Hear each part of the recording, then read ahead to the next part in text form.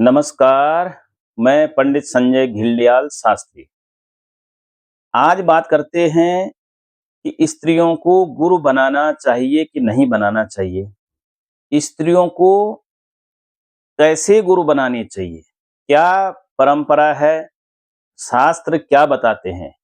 जिन स्त्रियों ने, जिन माता-बहनों ने गुरु बना रखे हैं, क्या उन्होंने गलत किया है या सही किया है?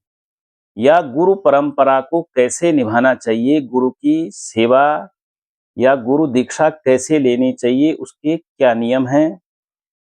और इस विषय पर ही आज शास्त्र प्रमाण सहित बातें जानते हैं। शास्त्रों में आया है ब्रह्म वैवर्त पुराण में कि गुरुरग्नि द्विजातीनां वर्णानां ब्राह्मणो गुरु पतिरेव गुरुः स्त्रीणां सर्वस्याभ्यागतो गुरु।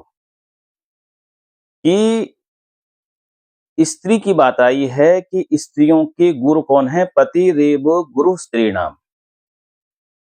स्त्रियों के गुरु उनके पति हैं। अपने पति की ही सेवा करके स्त्री को परम गति प्राप्त हो जाती है, परमात्म गति प्राप्त हो जाती है, परम तत्व प्राप्त हो जाता है। एक अन्य श्लोक है कि वैवाहिको विधि स्त्रीणाम संस्कारो वैदिकः स्मृतः पति सेवा गुरो वासो गृहार्थोग्नि परिक्रिया। स्त्रियों के लिए वैवाहिक विधि का पालन करने से ही जो है वह वैदिक संस्कार है, यानी यज्ञोपवीत संस्कार जो है अपने वैवाहिक जीवन का विधिवत पालन करने से, वैवाहिक जीवन को अच्छी तरीके से निभाने का जो फल मिलता है वो उसको उसी रूप में मिल जाएगा जैसे कोई यज्ञोपवीत धारण करके और गुरु दीक्षा लेकर के गुरु मंत्र का जप करता है, उसको वही फल अपने गृहस्थ जीवन की सेवा करके, यानी अपने गृहस्थ जीवन को सही तरीके से निभा करके प्राप्त हो जाएगा। और पति सेवा गुरु वासो, पति की सेवा जो है उसको उस फल की प्राप्ति करा देगी जो गुरुकुल में रह करके गुरुओं की सेवा करने से प्राप्त हो जाता था। समझ में आ रही होगी आपको बात?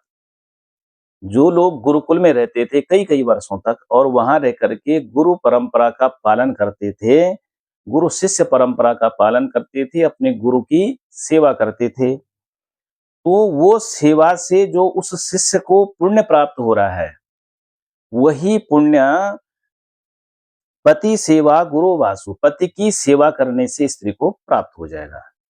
और गृहार्थोग्नि परिक्रिया, गृह कार्य ही अग्निहोत्र कहा गया है। अग्निहोत्र जितने क्रियाएं हैं वह क्रियाएं अपने जो है गृह कार्य को सही तरीके से करने से एक स्त्री को प्राप्त हो जाता है। तो ये बातें शास्त्रों ने बताई गई है। लेकिन शास्त्रों में ये भी बताया गया है कि फिर पति कैसा होना चाहिए। पति आपका शराबी है, दिन भर शराब पी के पड़ा हुआ है, जुआरी है, मारपीट करने वाला है, चोर है, डकैत है, भ्रष्टाचारी है और कुकर्म करने वाला है, उस पति को की सेवा करके आपको क्या फल की प्राप्ति होगी? यानी आप सोचोगे कि फिर हम गुरु न बनाए, केवल इसी पति की सेवा करके हमें उच्च पद की प्राप्ति हो जाएगी। ऐसा नहीं हो सकता, क्योंकि जिस गुरु का मतलब क्या है, आप यदि सामान्य भाषा में भी समझना चाहो, आप सामान्य शिक्षा भी लेते हो, जीवन की कोई वैसी शिक्षा भी लेते हो, तो किससे लेते हो? जिसको उस विषय का ज्ञान है। आप किसी स्कूल में जाते हो, आपने साइंस पढ़ना है तो आपको साइंस का टीचर चाहिए, पर आपको उस ज्ञान को प्राप्त करने के लिए आप जो है हिंदी के टीचर से साइंस नहीं पढ़ सकते। जिसको जिस चीज का नॉलेज होगा, जिस चीज का ज्ञान होगा, आपको वही चीज वो दे सकता है। और ऐसे ही पति की सेवा कर रहे हो, उस पति को वैदिक धर्म का कुछ भी पता नहीं है, शास्त्रों का कोई ज्ञान नहीं है, तो ऐसे पति की सेवा करके ही, यदि आप सोचोगे सेवा तो करनी है उस पति की भी, लेकिन केवल उसी की सेवा करके आपको जो है परम पद प्राप्त हो जाएगा, भगवत प्राप्ति हो जाएगी, नहीं हो पाएगा। स्त्री का कर्तव्य है कि अपने गृहस्थ जीवन को सही तरीके से निभाए, लेकिन अपने पति को भी जो है आप सही दिशा में ले जाएं। यदि वो अनाचारी है, दुराचारी है, व्यभिचारी है, आपका कर्तव्य है कि आप उसको जो है सही मार्ग में ले जाएं। अब सही मार्ग में कैसे ले जाओगे जब आपको भी नहीं पता? तो उसके लिए फिर गुरु है। असतो मां सदगमया, जो असत्य से सत्य की ओर ले जाए। तमसो मां ज्योतिर्गमया, जो अंधकार से उजाले की ओर ले जाए, अज्ञान रूपी अंधकार से ज्ञान रूपी उजाले की तरफ आपको ले जाए, वो गुरु।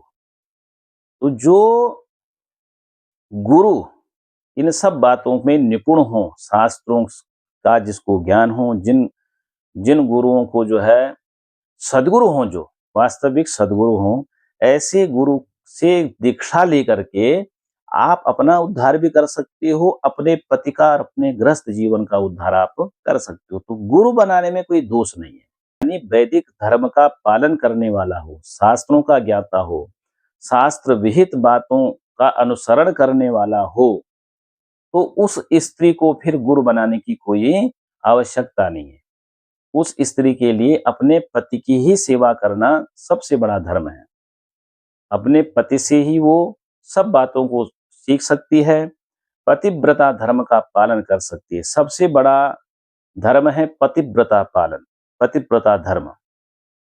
पतिव्रता जो व्रत है, धर्म है, इससे बड़ा कोई धर्म नहीं है एक स्त्री के लिए।